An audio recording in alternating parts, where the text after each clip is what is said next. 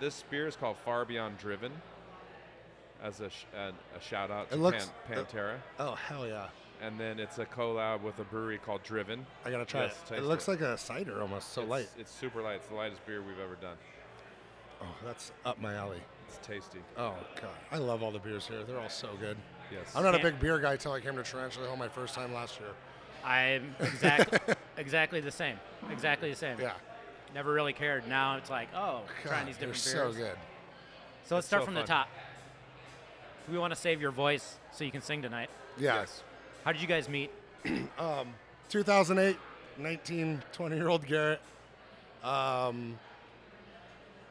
Johnny reluctantly took a meeting with me when he didn't have time while planning his wedding and everything as a favor to a friend who was high up in the music industry.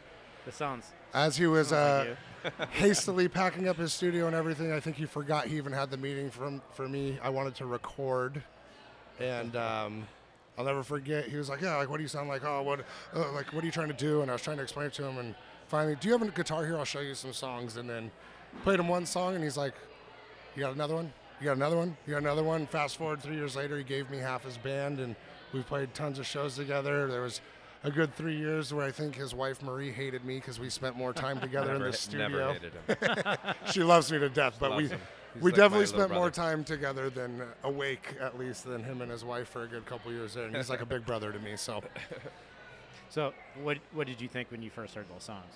Oh, I was blown away. He's obviously super talented.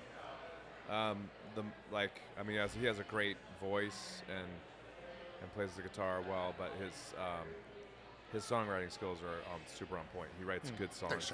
That's to me, that was like, at that time, I just wanted to work with people who were writing songs, and he came up, and I was like, oh, this is rad. I'm all in. Yeah, I think I've had a few hands and at least inspiration and some lyrics and a few OPM songs.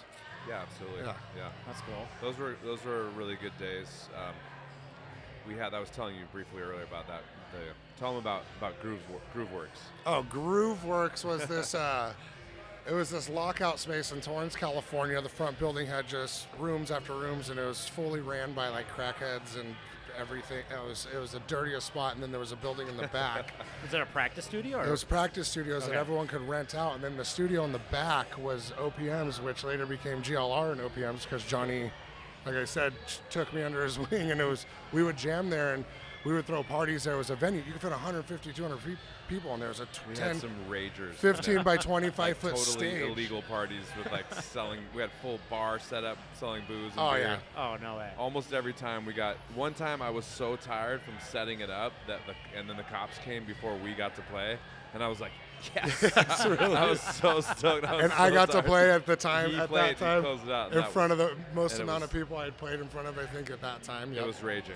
And I heard Paul Modiano, who introduced us, told me a story back in the day. That place, it used to be a mechanic shop for like semis and had this big hydraulic lift to lift up the trucks that went out of business. And then back in the day, do you know this story?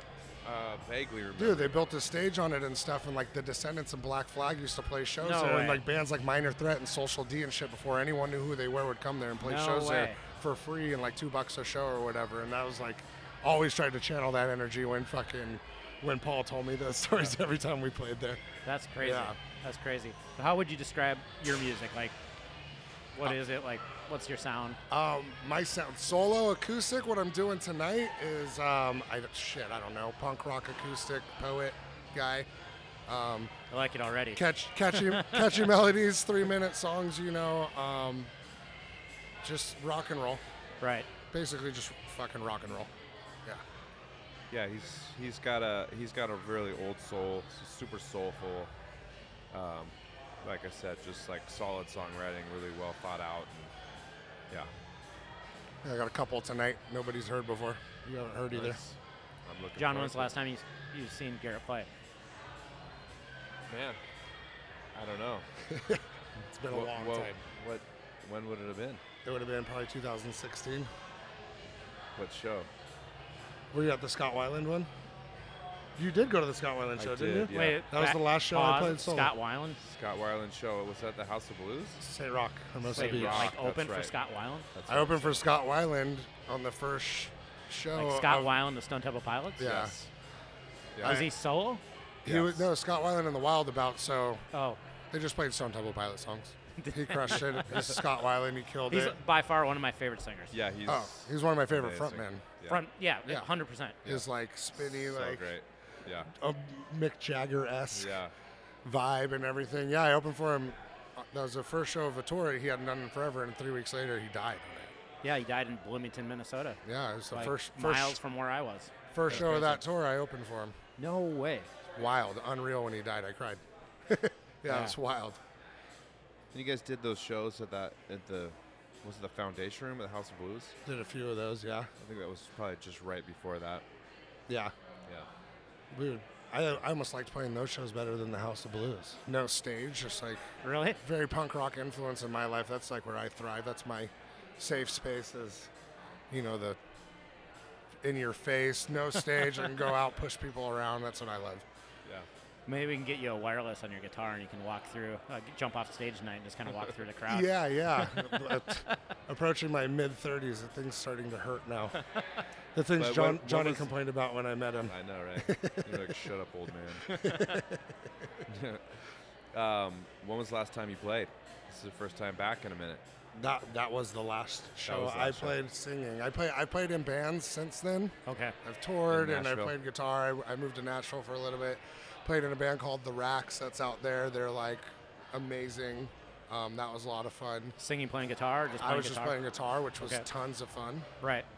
Less 'Cause- pressure. Oh yeah, I was very, very much like couldn't do anything before the show. Had my regimen, didn't want to mess up, wanted to sound good and stuff. But playing guitar is like walking for me. So if I don't have to sing while doing it, you give me beers and everything before the show, and it was just a whole different experience than what I did for the 10 years leading up to that. So that was fun. Yeah. Yeah. You said you're going to play a couple songs that you haven't played before Yeah. tonight. Oh yeah. Tell us a little bit about that. One song I got, I'm excited to play. I recorded it last time I actually came down here and saw OPM play at Tarantula Hill last October. Yeah. Is when you guys played here last night. It's called Stay at Home Order, and it's my inevitable quarantine song. My take on what was going on during the pandemic, how I was feeling. Started out as a joke, was supposed to be funny, and became oddly relatable, which is kind of the pandemic in a nutshell. Also, a joke but relatable with everyone going through the same thing, but Right. their own battles and stuff. So Yeah. that's the one I'm excited to play tonight for sure. Awesome. Yeah. Cool. His, I would say his greatest hit is a song called Music Appreciation. That's, I think, what he's most known for. That will be the last song tonight. Yeah. Yeah. That's a great song. It definitely, sums up his story, and, yeah, it's pretty good. Yeah, when you asked me about my sound and everything, listen to the lyrics at that song at the end of the set tonight, and that'll sum it up just like Johnny just said, yeah.